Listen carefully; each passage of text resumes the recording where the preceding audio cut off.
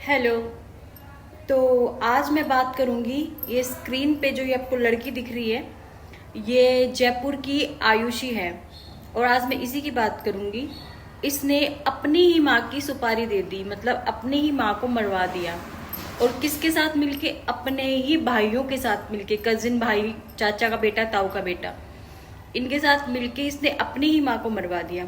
आप लोग देख रहे हो कि कलयुग किस हद तक जा चुका है कि अपनी बेटी अपनी माँ को मरवा देती है, अपनी माँ अपने बच्चों का कत्ल कर देती है।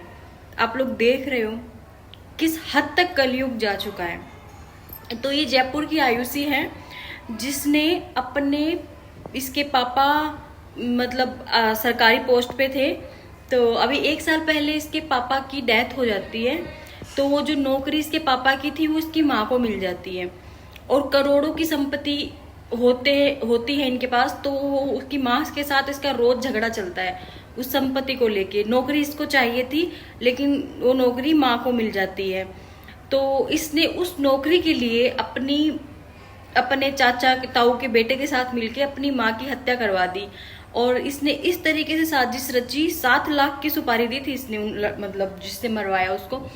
इस तरह के साजिश रची थी कि मतलब एक्सीडेंट लगे। पहले 2 बार इसकी माँ पे हमला हो चुका था, लेकिन वो बच गई भगवान की दया से। लेकिन तीसरी बार जब वो अपने बेटे को कोचिंग छोड़ के घर आ रही थी, तभी एक्सीडेंट हो जाता है। और इतनी तेज एक्सीडेंट होता है और वो तुरंत ही मर जाती है इसकी माँ। और उसके बाद में इसके मामा के बेटे ने जो है वो शक जाहिर किया। बाकी तो किसी को शक जाहिर नहीं हुआ, एक्सीडेंट रोड एक्सीडेंट था, मर गई। लेकिन इसके मामा के बेटे को इस पे शक हुआ, तो उसने रिपोर्ट करवाई।